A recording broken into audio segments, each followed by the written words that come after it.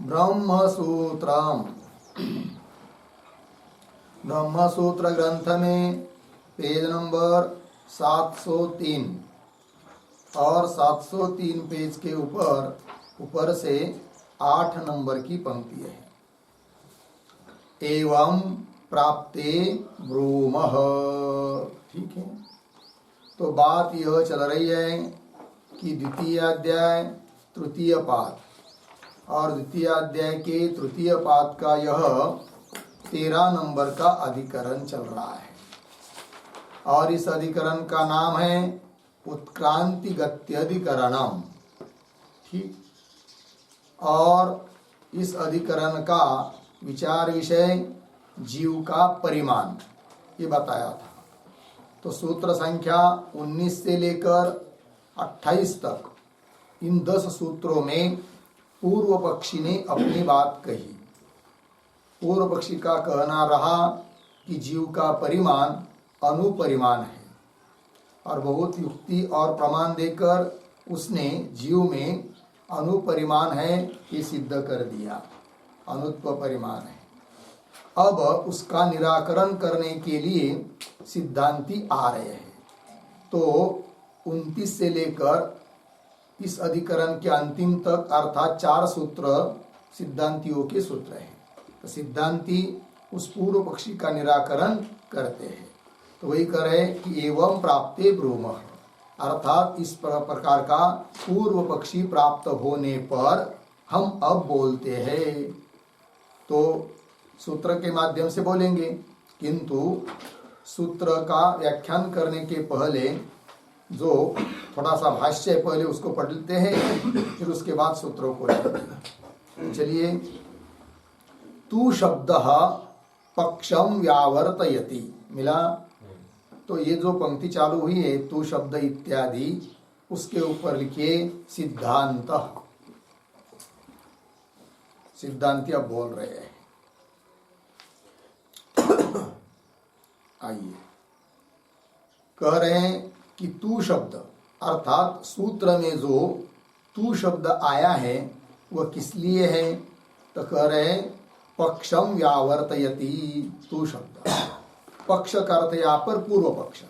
अभी तक जो 10 सूत्रों में पूर्व पक्षी हुआ उसका व्यावर्तन करने के लिए, निराकरण करने के लिए तू शब्द आया है।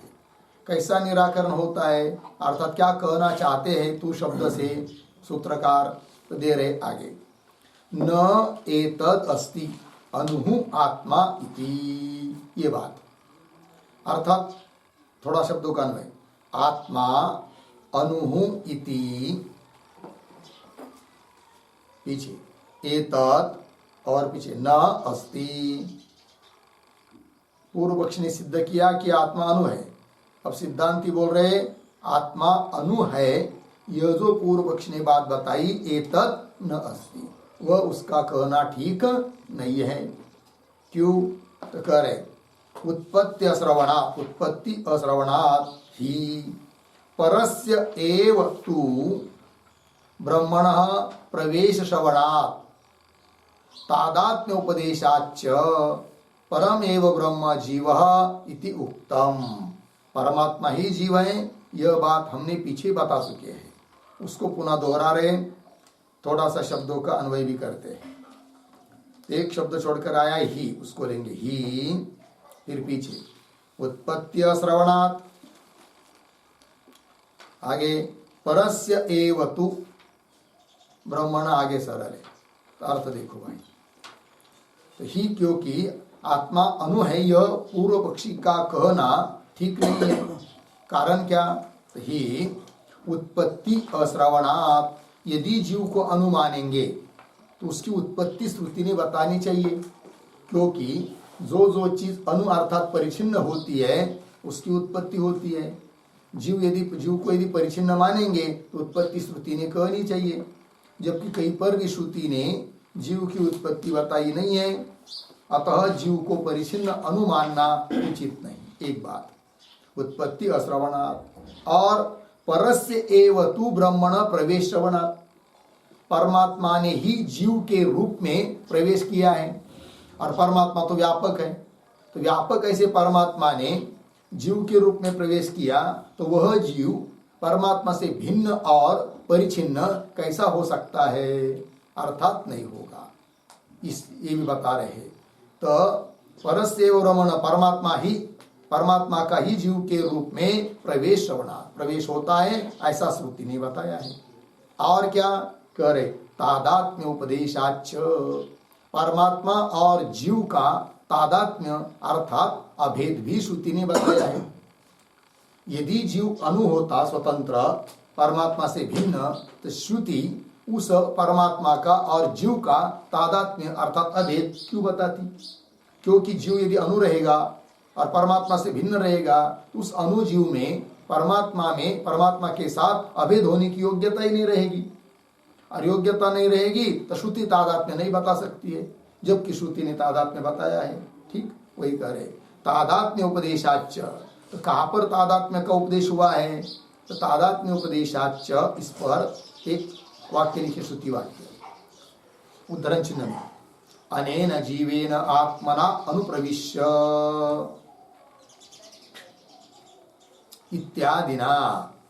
इत्यादि श्रुति के द्वारा तादात्म्य का उपदेश हुआ है। इस जीव के रूप में परमात्मा ही प्रविष्ट हुआ, अर्थात जीव और परमात्मा दोनों एक ही है, ये बात हो गई। और तत्वमसि आदि महावाक्य भी अभेद बताते जीव और परमात्मा का, वो भी है। हाँ, वो प्रवेश बताया, तत्सृष्ट्वा तदेव अनुप्राविश्य, इसको सृष्ट जगत को उत्पन्न करके उसमें स्वयं ही प्रवेश कर गया, ब्रह्मण प्रवेश श्रवणात् वो हो जाता है। चलिए, तादात्म्य उपदेशाच परम एव ब्रह्म जीव, इससे सिद्ध होता है कि परम एव ब्रह्म अर्थात परमात्मा ब्रह्म ही जीव है इति उत्तम। ये बात पहले कह चुके हैं। आगे, परम एव चेत ब्रह्म जीव तस्मात् यावत् परम ब्रह्म तावान एव जीव भवितुम अर्हति। ठीक है ना? देखो भाई, तो परमेव ब्रह्म, परमेव चेत ब्रह्म है ना, तो कैसा पढ़ेंगे? चेत पीछे, परम एव ब्रह्म जीव, आगे सरल है। या चेत का अर्थ है यदि, निश्चय बताने के लिए अव्यय है, उसका अर्थ करेंगे यदि। तो देखो भाई, तो चेत मतलब यदि परमेव ब्रह्म जीव, पर ब्रह्म परमात्मा ब्रह्म ही यदि जीव है तो तस्मात्, तब तो यावत परम ब्रह्म तावानेव जीव भवितुम अर्हति, जितना बड़ा पर ब्रह्म है, परमात्मा है, ब्रह्म है, उतना ही बड़ा होने की योग्य है कौन? जीव। क्योंकि दोनों का क्या है? अबे ब्रह्म ही जीव है ना, तब जितना बड़ा ब्रह्म उतना ही बड़ा जीव कहना पड़ेगा, अलग तो है नहीं दोनों। ये बात, परमेव ब्रह्म जीव तस्मात् यावत परम ब्रह्म, जितना बड़ा पर ब्रह्म है, तावान एव उतना ही बड़ा, उतना ही परिमाण वाला। वस्तुता तो परिमाण है नहीं उसमें कोई, किंतु समझाने के लिए ब्रह्म विभु है तो जीव भी कैसा हुआ? विभु हुआ। और ये भी नहीं कि पर ब्रह्म से अलग कोई जीव है, उपाधि के कारण ब्रह्म में ही जीव संज्ञा प्राप्त हुई है, वस्तुतः जीव ब्रह्म दोनों एक ही है। तो ब्रह्म तावान एव, परम ब्रह्म तावान एव जीव भवितुम अर्हति, उतना ही जीव होने के लिए योग्य है। ठीक है, आगे, परस्य च ब्रह्मणः विभुत्वम आम्नातम तस्मात् विभुः जीव। ठीक है, और परब्रह्म के लिए श्रुति ने क्या बताया है कि परमात्मा अर्थात ब्रह्म विभु है, ऐसा श्रुति ने बताया है। और ब्रह्म ही जीव है, अर्थात जीव भी कैसा हुआ? फिर विभु हुआ। ये बात कह रहे सिद्धांती। ठीक है, तो परस्य च ब्रह्मण विभुत्वम आम्नातम, आम्नातम कथितम प्रतिपादितम, श्रुति ने प्रतिपादन किया है। परस्य ब्रह्मण विभुत्वम आम्नातम तस्मात् विभु जीव, तस्मात् जीव विभु, इसलिए जीव कैसा हुआ? विभु। तस्मात्, तस्मात् शब्द का क्या अर्थ है? तस्मात् शब्द का अर्थ देखिए, तस्मात् मतलब ब्रह्माभिन्नत्वात्, ब्रह्माभिन्नत्वात्, ब्रह्म के साथ अभिन्न होने के कारण विभु जीव, जीव विभु है। ठीक है,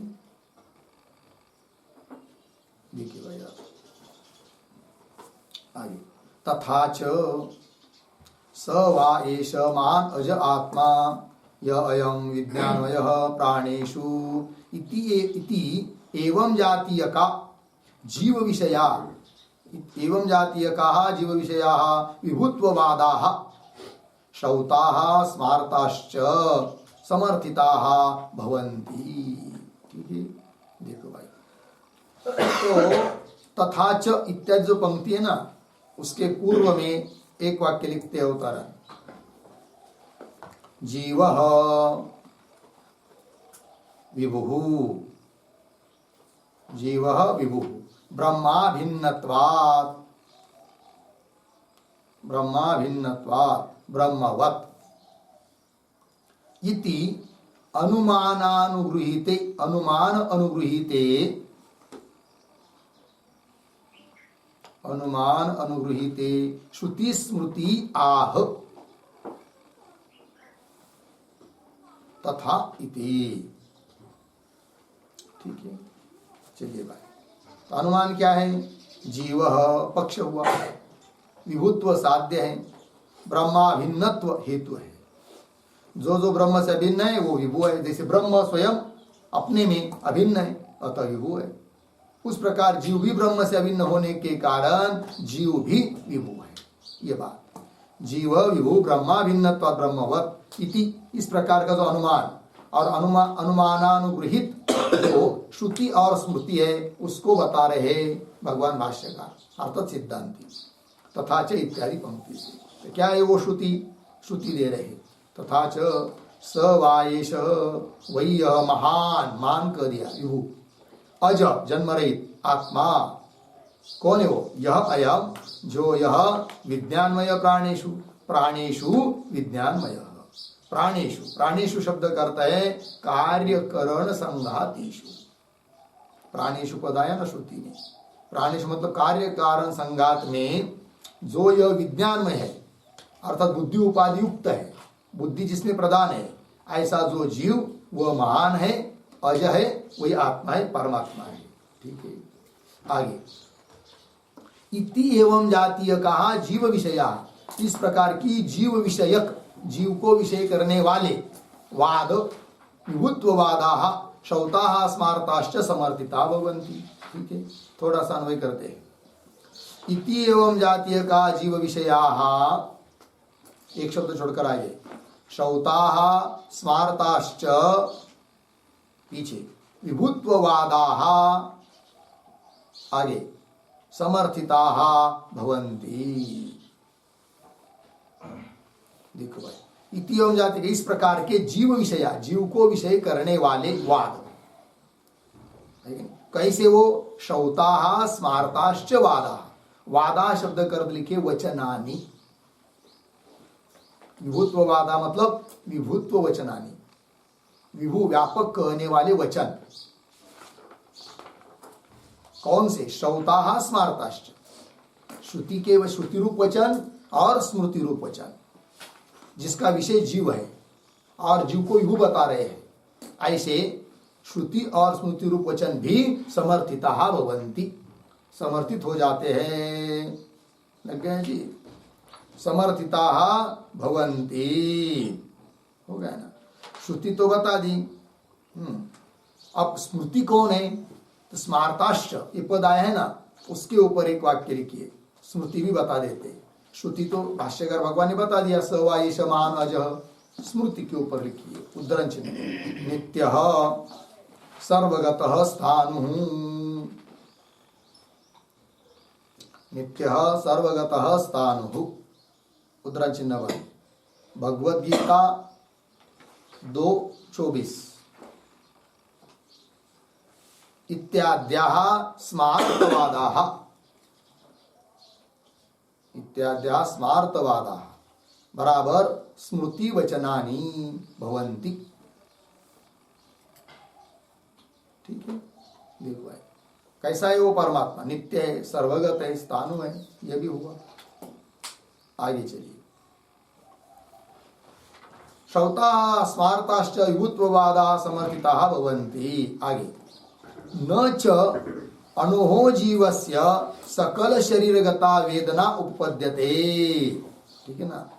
अब देखो भाई, सिद्धांती कह रहे उस अनुवादी को कि हे अनुवादी, तुम जीव को अनु कहते हो, किंतु यदि जीव को मानोगे तो बहुत दिक्कत होगी।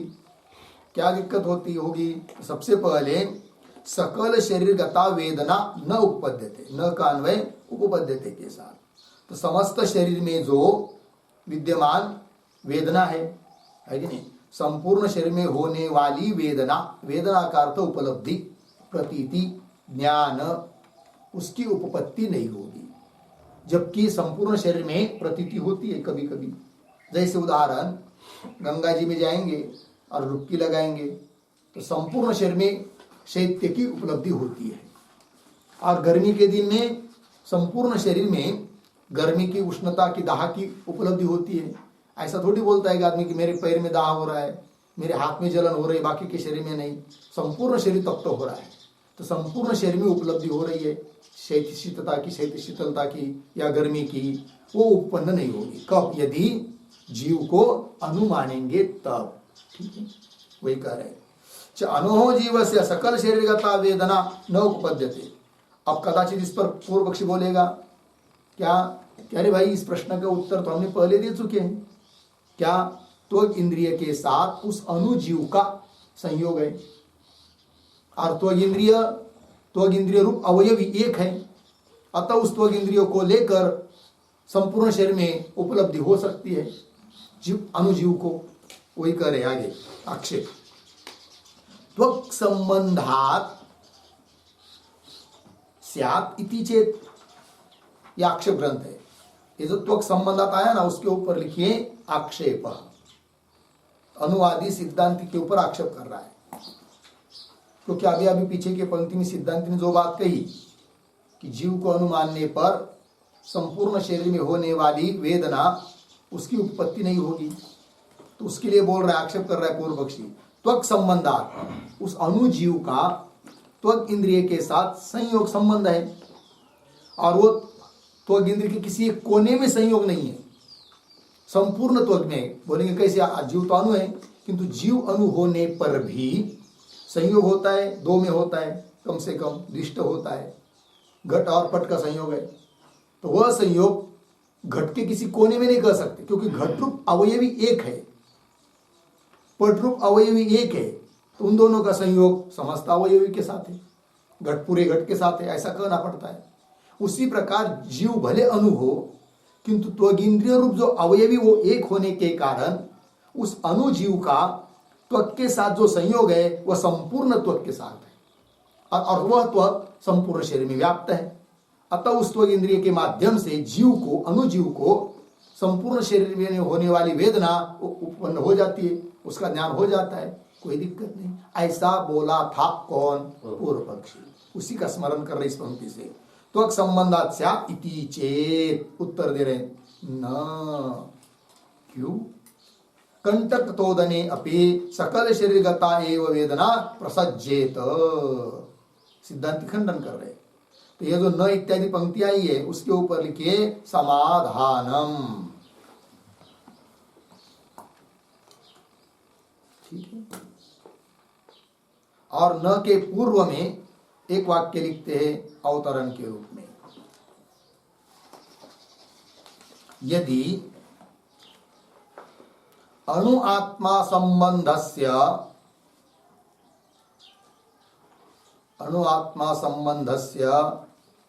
त्वग्व्याप्त्या देहव्यापिनी वेदना स्यात्, देहव्यापिनी वेदना स्यात्, तर्हि अतिप्रसंगः इति दूषयति, तर्हि अतिप्रसंगः इति दूषयति, न इति।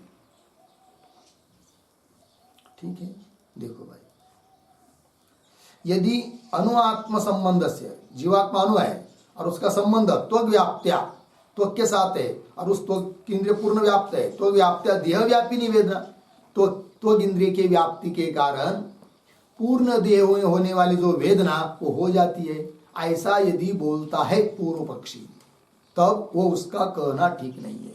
क्योंकि वैसा मानेंगे तो अति प्रसंग होगा, अतिव्याप्ति होगी।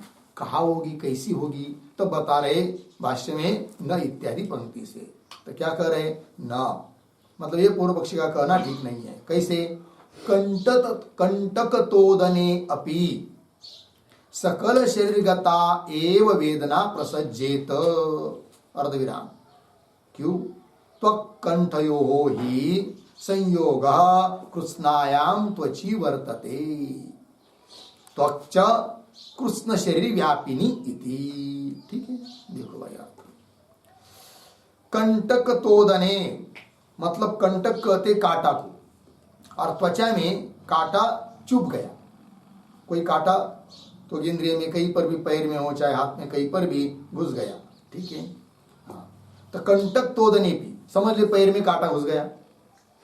फिर आदमी ने क्या बोलना चाहिए? अरे बाप रे, मेरे शरीर में वेदना हो रही है, शरीर में, संपूर्ण शरीर में दुख हो रहा है। ऐसी जानियो, ऐसी प्रतीति, ऐसी वेदना अनुभव सबको होना चाहिए। होता है क्या? नहीं। क्या बोलता है आदमी? नहीं नहीं, पैर में कांटा घुसा है, उखाड़ कर फेंक दिया, लेकिन कुछ उसका अंश पैर में रह गया है। उस कांटे का संयोग तो अगर त्वक इंद्रिय के साथ है। फिर किसी को बोलता है आदमी, अरे मेरे पैर के कांटा निकालो, बहुत दर्द हो रहा है। अच्छा अच्छा, दिखाओ दिखाओ, मैं निकालता हूँ, सुई लाता हूँ या दूसरा कांटा लाता हूँ निकालने के लिए। फिर उसके पैर को देखता है और खोजता है, कहाँ है कहाँ है कहाँ है करके। तो इधर है क्या, उधर है क्या? नहीं नहीं नहीं, उधर नहीं उधर नहीं उधर नहीं, हाँ वहाँ दुख रहा है, वहाँ दुख रहा है। इसका मतलब संपूर्ण शरीर में दुख हो रहा है क्या? नहीं, उतने ही अंश में हो रहा है। यदि अनु आत्मा का त्वक के साथ संयोग है और त्वक संपूर्ण शरीर में व्याप्त है, इसलिए उस अनु आत्मा को संपूर्ण शरीर में होने वाली उपलब्धि तो वेदना जानियो होती है। ऐसा यदि पूर्व पक्षी बोलता है तो कांटा भी छोटा है और उसका त्वक के साथ संयोग है, तो उस संयोग के कारण संपूर्ण शरीर में, क्योंकि त्वक है ना, त्वक के साथ संयोग है और त्वक तो संपूर्ण शरीर में व्याप्त है, तो संपूर्ण शरीर में दुख की प्रतीति होनी चाहिए। होती है क्या? नहीं होती है। और कांटा का संयोग यदि त्वक के साथ है और त्वक संपूर्ण शरीर में व्याप्त है, तो भी यदि संपूर्ण शरीर में दुख की प्रतीति नहीं हो रही है, तो उस अनु आत्मा का त्वक के साथ संयोग होने पर भी और त्वक संपूर्ण शरीर में व्याप्त होने पर भी उस त्वक के बल पर उस अनु आत्मा को संपूर्ण शरीर में होने वाली जो वेदना है वो कैसी हो पाएगी? उसका अनुभव कैसा होगा? अर्थात नहीं होगा। इसलिए और संपूर्ण शरीर में तो उपलब्धि हो रही प्रतीति, अनुभव सुख या दुख का, शीतलता का या उष्णता का। इसका मतलब फिर आत्मा को अनुमानना उचित नहीं है। ये सिद्धांतियों का अभिप्राय।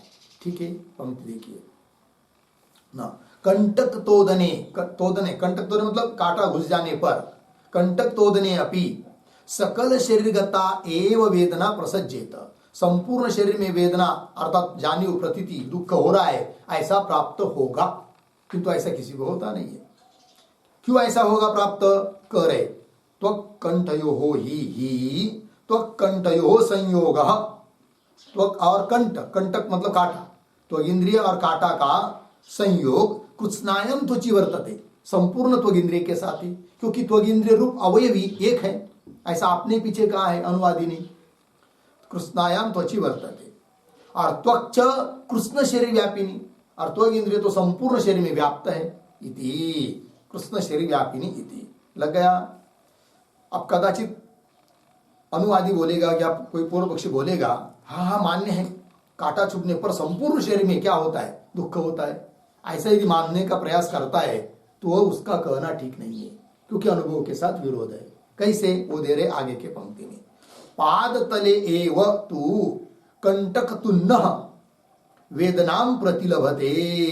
ठीक है जी, थोड़ा सा अन्वय। तू, दो शब्द जोड़कर तू आया ना, तू, फिर पीछे पाद तले एव, क्यों कंटक तुन्न भी लीजिए, तू कंटक तुन्नः, फिर पीछे आइए पाद तले एव, आगे वेदनाम प्रतिलभते। ठीक है,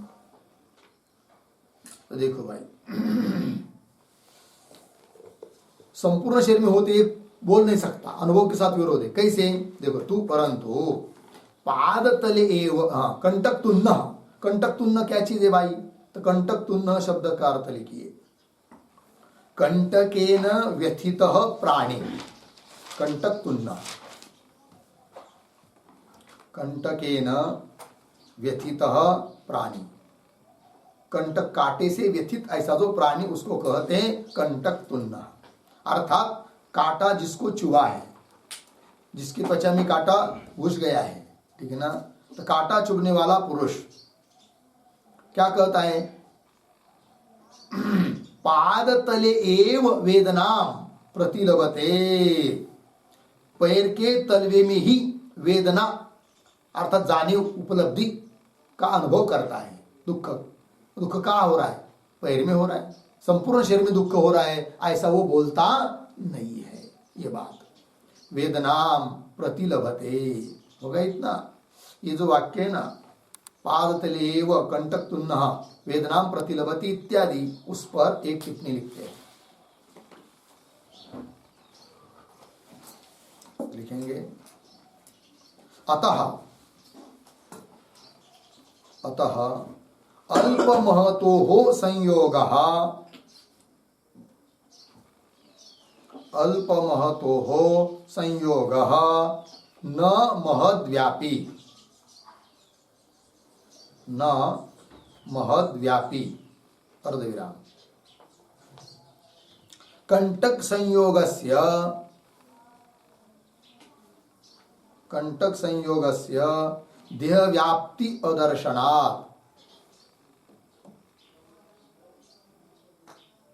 देहव्याप्ति अदर्शनात् अर्धविराम, तथा च अनु आत्म संयोगः, अनु आत्म संयोगः त्वगेकदेशस्थः एव, त्वगेकदेशस्थः एव इति देहव्यापी वेदना अनुपपत्तिः, देहव्यापी वेदना अनुपपत्तिः पूर्णविराम, अतः जीवः विभुः एव भवति इत्यर्थः, अतः जीवः विभुः एव, विभुः एव भवति इत्यर्थः। ठीक, देखो भाई अर्थ इससे क्या सिद्ध हो रहा है, तो कह रहे हैं कि अल्प महत्व संयोग, दोनों का संयोग, उन दोनों में एक अल्प एक महान है, उन दोनों का संयोग न महद्व्यापी, पूर्ण महान के साथ व्याप्त नहीं होता है।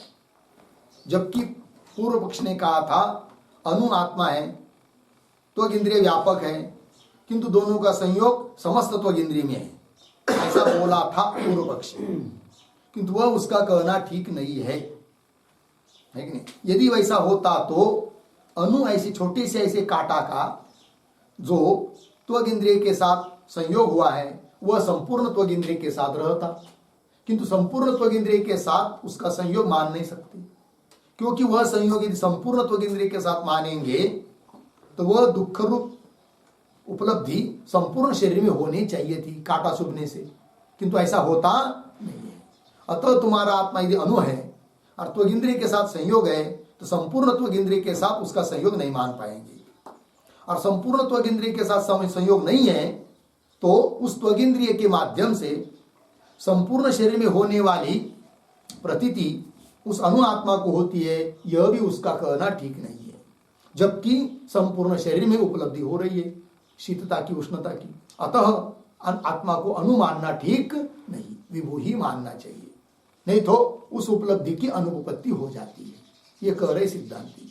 पंक्ति देखिए, अतः अल्प महत्व संयोग न महद्व्यापी, क्यों, कंठ संयोग से देह व्याप्ति अदर्शनात्, कांटे का संयोग पूर्ण देह में व्याप्त देखने को नहीं मिल रहा है।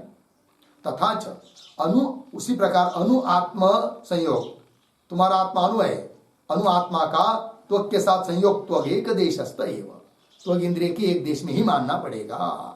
इति, ऐसा होने से देह व्यापी वेदना अनुपत्ति, संपूर्ण देह में व्याप्त ऐसी जो वेदना अर्थात जानिव शीतलता की या उष्णता की, उसकी अनुपत्ति है। कब आत्मा को अनुमानते तब, अतः आत्मा अनु नहीं अपितु विभु है। ठीक है, चलिए भाई आगे चलते हैं। न च अणोः गुण व्याप्ति उपपद्यते। क्यों? गुणस्य गुणिदेशत्वात्। और खंडन कर रहे उस अनुवादी का, क्या कह रहे? न च अणोः इत्यादि पंक्ति। तो न के पूर्व में भी एक वाक्य लिखते हैं अवतरण के रूप में, यद उक्तम गुणस्य अपि गुणी विश्लेषः। गुणी विश्लेषः कौंस में लिखिए गुणी वियोगः। गुणी वियोगः कौंस बन गंधवत् इति अर्धविराम तन्न इति आह। तन्न इति आह न च इति।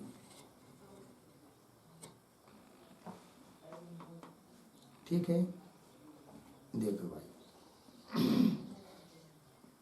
पूर्व पक्ष ने जो बात कही थी, यद उत्तम, क्या गुणस्य अपि गुणी विश्लेष, गुण गुणी को छोड़कर चला जाता है, अन्यत्र भी हो सकता है। ये जो कहा था पूर्व पक्षी ने, उदाहरण दिया था उसने, किसका? हाँ, पुष्प में विद्यमान जो गंध गुण, पुष्प को छोड़कर दूर दूर चला जाता है, ये कहा था, गंध का उदाहरण दिया था उसने। तो गुणस्य अपि गुणी विश्लेष गंधवत इति, ये जो कहा है तन्न, वह उसका कहना ठीक नहीं है, ये कह रहे अब। और उसने पूर्व पक्षी ने गंध का उदाहरण देकर सिद्ध किया था क्या? कि आत्मा अणु है, किंतु उसमें रहने वाला ज्ञान रूप गुण संपूर्ण शरीर में व्याप्त रहता है, अतः संपूर्ण शरीर में उपलब्धि हो जाती है उष्णता आदि की, ये कहा था पूर्व पक्षी ने। किंतु तुम्हारा आत्मा अणु है और उसमें यदि ज्ञान गुण है, तो वो ज्ञान गुण उस आत्मा को छोड़कर, गुणी को छोड़कर अन्यत्र जा ही नहीं सकता, क्योंकि जो गुण होता है वो गुणी को छोड़कर रहता ही नहीं है। जैसे तो बोलेंगे हमने गंध का उदाहरण दिया, उसका क्या? तो वो भी तुम्हारा उदाहरण ठीक नहीं है, इस सिद्धांति अब बोलेंगे। तो भाष्य में देखिए, न च अणोः गुण व्याप्ति उपपद्यते। अणोः गुण व्याप्ति न उपपद्यते। अणु ऐसा आत्मा का जो ज्ञान रूप गुण, उसकी व्याप्ति है समस्त शरीर में, यह भी बात उपपन्न नहीं होती, युक्ति युक्त नहीं है। क्यों? गुणस्य गुणी देशत्वात्, गुण जो रहता है वो गुणी में ही रहता है, गुणी को छोड़कर, गुणी मतलब क्या? गुण वाला, गुणवत द्रव्य, उसको छोड़कर गुण कहीं अन्यत्र रह नहीं सकता, ये बात।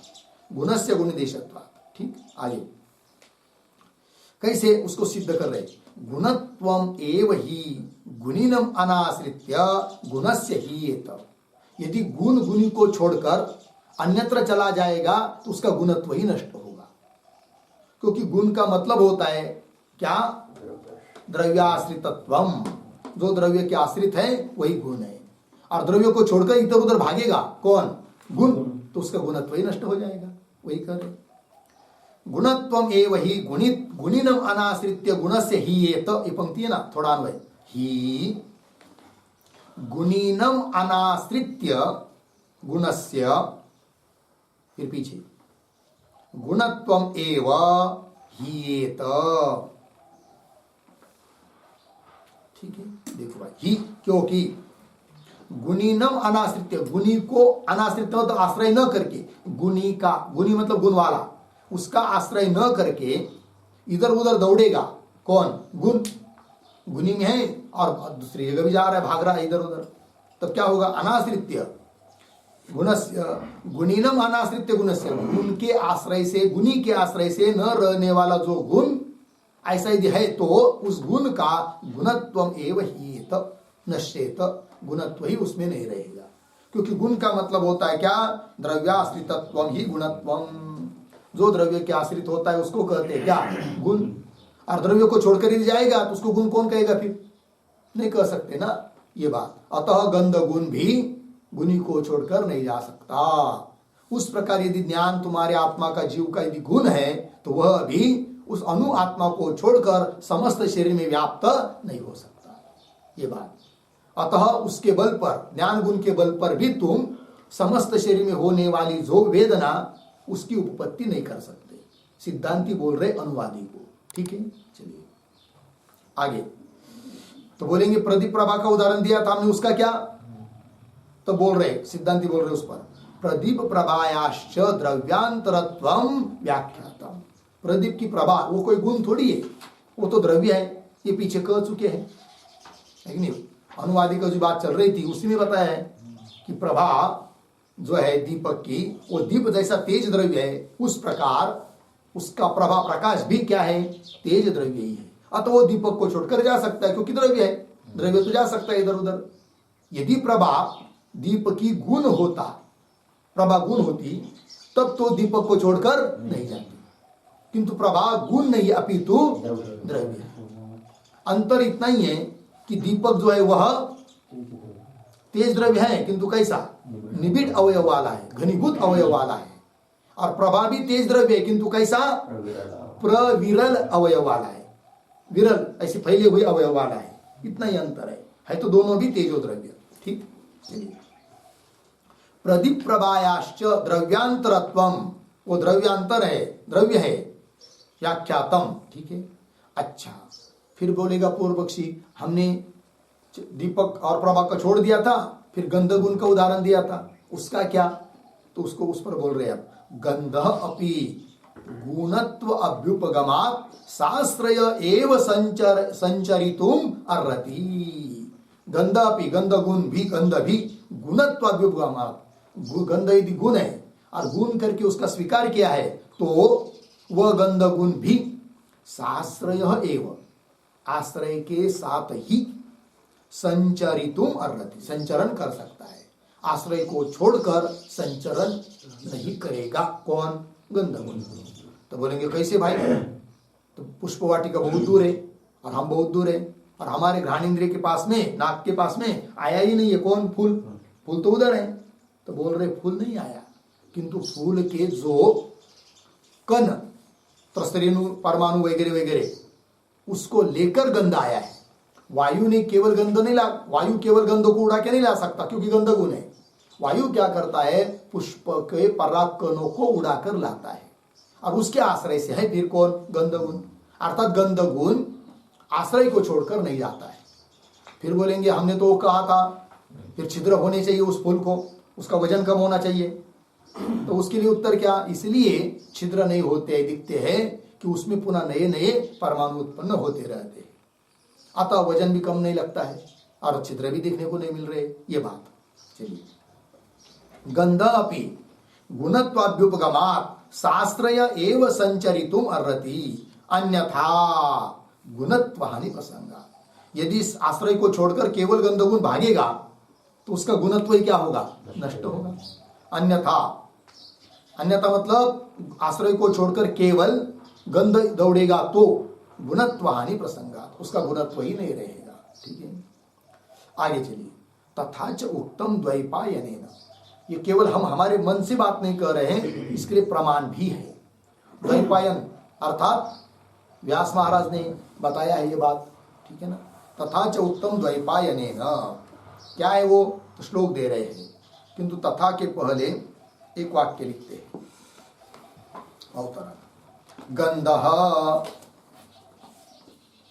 गंधः न आश्रयात् विश्लिष्टः, न आश्रयात् विश्लिष्टः, कंस में लिखिए वियुक्तः, कंस बन, गुणत्वात् रूपवत्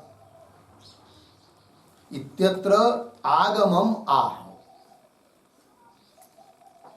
इत्यत्र आगमम आह तथा च इति, ठीक है।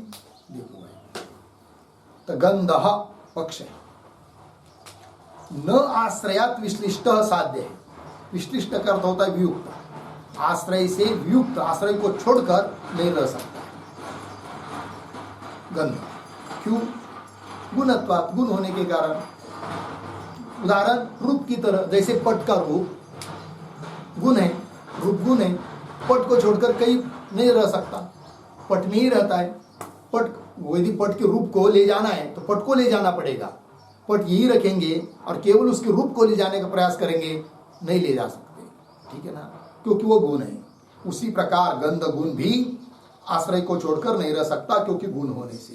तो यह बात बताई अभी तक सिद्धांतियों ने, उसके लिए प्रमाण दे रहे हैं वेद का, वेद कह रहे हैं तथा च उत्तम द्वैपायनेन, क्या कहा है, उपलभ्याप्सु चेत गंधम केचित ब्रूयु अनैपुनाः पृथ्व्याम एव तम विद्यात् अपो वायुं च संसृतम। ठीक है, पदच्छेद देखिए, बाद ध्यान में। उपलभ्य अपसु चेत गंधम केचित ब्रूयुः अनैपुनाः पृथ्व्याम एव तम विद्यात् अपह वायुं च संसृतम। अब थोड़ा अन्वय, पहले एक शब्द छोड़कर अपसु, एक शब्द छोड़कर आगे गंधम, फिर शुरू में उपलभ्य, आगे केचित, एक शब्द छोड़कर अनैपुनाः, पीछे चेत, फिर आगे ब्रूयुः, ठीक, फिर अंतिम में अपह वायुं च संसृतम, पीछे ताम और पीछे पृथ्व्याम एव, आगे विद्यात्। ठीक है, देखो भाई अर्थ, अपसु गंधम उपलभ्य। कदाचित कभी कभी क्या होता है, जल में भी गंध की प्रतीति आती है। लोग बोलते कहीं नाला गिरा वो बह रहा है, नाली, तो क्या दुर्गंध आ रहा है इस पानी का, ऐसा बोलते कि नहीं। तो जल में गंध को उपलब्ध करके, गंध की प्रतीति जब होती है जल में, तो फिर कुछ लोग सोचते हैं केचित, किंतु वो जो सोचने वाले वो कैसे, अनैपुनाः, अज्ञानी है, उनको पता ही नहीं कि गंध गुण किसका है, अनैपुनाः, अज्ञानी लोग। चेत ब्रूयु, यदि बोलते हैं क्या गंध का, गंध यह गुण जल का भी है, जल में भी है, ऐसा यदि कहते हैं, तब कह रहे हैं कि वो उसका कहना ठीक नहीं है। फिर क्या क्या है, अपह वायुं च संसृतम तम, जल और वायु के आश्रित दिखाई देने वाला तम गंधम, उस गंध को क्या, पृथ्व्याम एव विद्या, पृथ्व्याम एव, पृथ्वी का ही वो गंध है, ऐसा समझना चाहिए, जानना चाहिए। भले जल में प्रतीत हो रहा है, वायु में प्रतीत हो रहा है, किंतु वस्तुतः जल या वायु का वो नहीं है, कौन, गंध गुण किसका है, पृथ्वी का है। ये बात इति, ठीक है ना, ये बात हो गई। अर्थात सिद्ध हुआ क्या, कि गंध गुण भी गुणी को छोड़कर नहीं रह सकता, क्योंकि गुण है। उस प्रकार अनु आत्मा का गुण है यदि ज्ञान, तो वह ज्ञान भी उस अनु आत्मा को छोड़कर नहीं रह पाएगा, ये सिद्धांति ने कह दिया। किंतु ये जो आया ना संस्कृत आ गया अंतिमा इति इत्यादि, तो उस पर थोड़ा सा एक टिप्पणी लिखते हैं, छोटा, दो चार वाक्य लिखेंगे। आगमस्य च,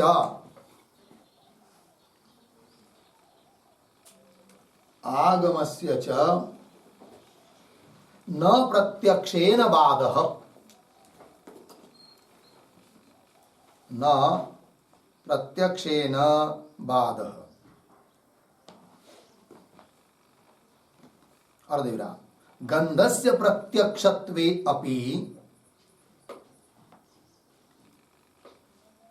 गंधस्य प्रत्यक्षत्वे अपि तस्य निराश्रयत्वं, तस्य निराश्रयत्वं, कौंस में लिखिए आश्रय शून्यत्वं, कौंस बंद, आश्रय शून्यत्व, आगे न प्रत्यक्षम, पूर्ण विराम, नीचे की पंक्ति में तथा च महताम, महताम अनुद्भूत स्पर्शानाम, अनुद्भूत स्पर्शानाम उद्भूत गंधानाम, उद्भूत गंधानाम त्रसरेणूनाम, त्रसरेणु नाम आगमनात्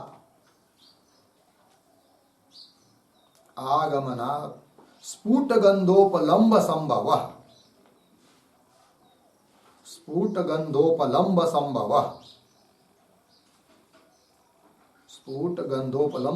पूर्ण विराम। त्रसरेणूनाम आगमनेन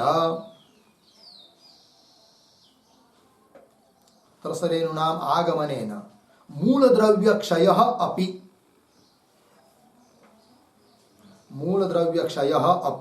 सहसा न भवति अर्धविराम। अवयवांतर प्रवेशात्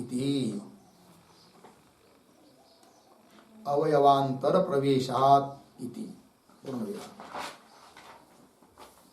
अतः केवलस्य गन्धादिगुणस्य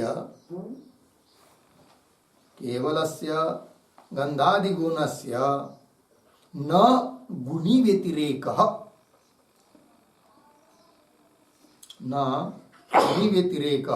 इति भावः।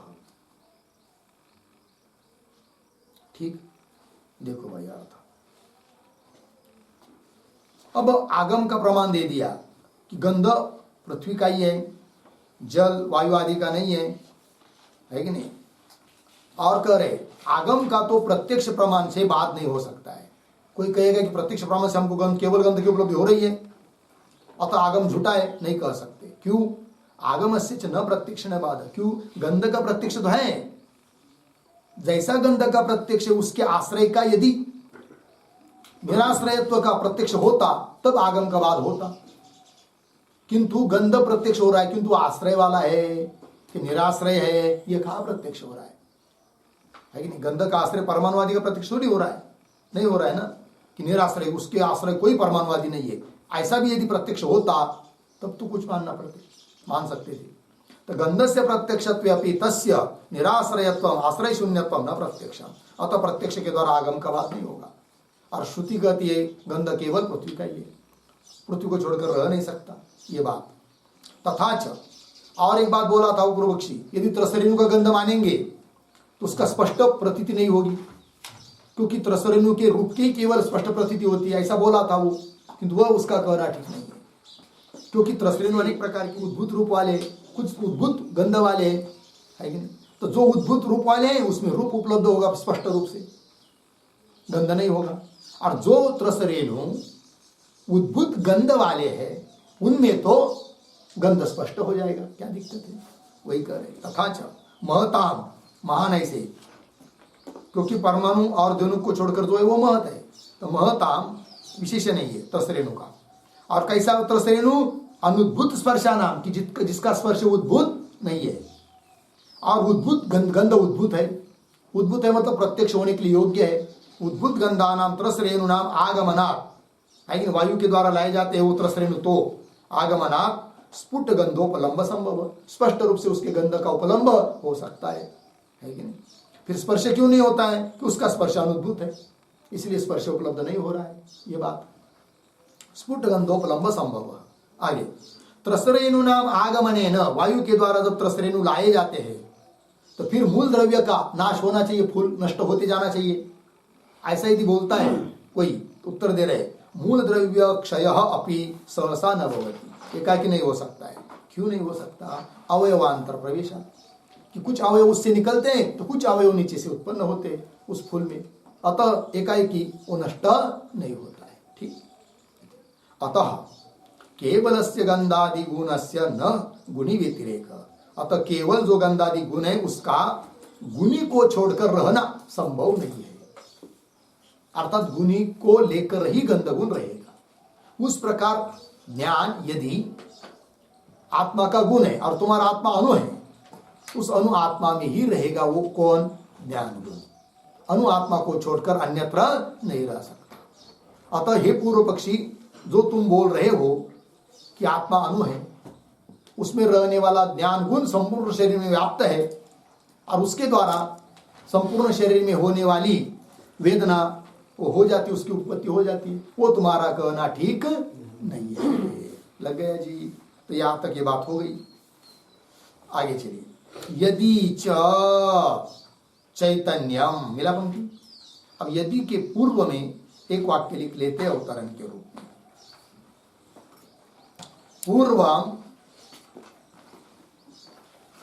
पूर्वम चैतन्यस्य गुणत्वम उपेत्य, चैतन्यस्य गुणत्वम उपेत्य तद्व्याप्त्या गुणी आत्मानुत्वम, गुणी आत्मानुत्वम कौंस में लिखिए, गुणी आत्मा के अनुत्व का, गुणी आत्मा के अनुत्व का कौंस बंद। आगे निरस्तम, निरस्तम अर्धविराम। संप्रति तस्य चैतन्यस्य गुणत्वम असिद्धम, गुणत्वम असिद्धम इति आह यदि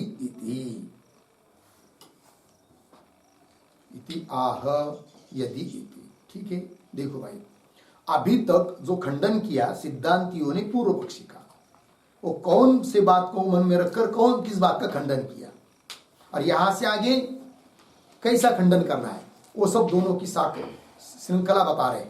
ठीक है, जोड़ बता रहे।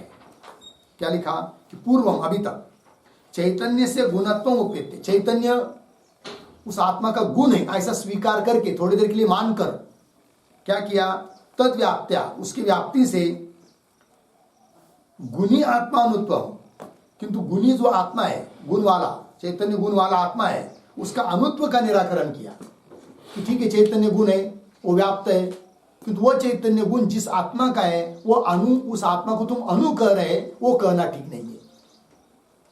उस अनुत्व का निराकरण किया अभी तक, अभी है ना, गुणी आत्मा के अनुत्व का निराकरण किया, खंडन किया। अब यहां से आगे क्या करना है, संप्रति, अब तस्य चैतन्य से गुणत्वम असिद्धम, उस चैतन्य को गुण मानना ही ठीक नहीं है, अर्थात चैतन्य अर्थात ज्ञान आत्मा का गुण है यह कहना ही ठीक नहीं है। इस बात को बता रहे हैं अभी आगे। तो अभी तक आत्मा के अनुत्व का निराकरण किया और आत्मा को विभू कहने का प्रयास किया। अब बोल रहे हैं आत्मा तो विभू है ही है, किंतु चैतन्य उसका कोई गुण नहीं है। इस बात को बताना है यहां से आगे, यदि इत्यादि से आगे। तो वही करे, संप्रति तस्य चैतन्य से गुणत्वम असिद्धम इति आह यदि इति। ठीक है, फिर यदि इत्यादि जो पंक्ति है आगे का भाष्य, उसका विचार हम लोग कल करेंगे। ओम पूर्णमदः पूर्णमिदं पूर्णात् पूर्णमुदच्यते पूर्णस्य पूर्णमादाय पूर्णमेवावशिष्यते। ओम शांति शांति शांति।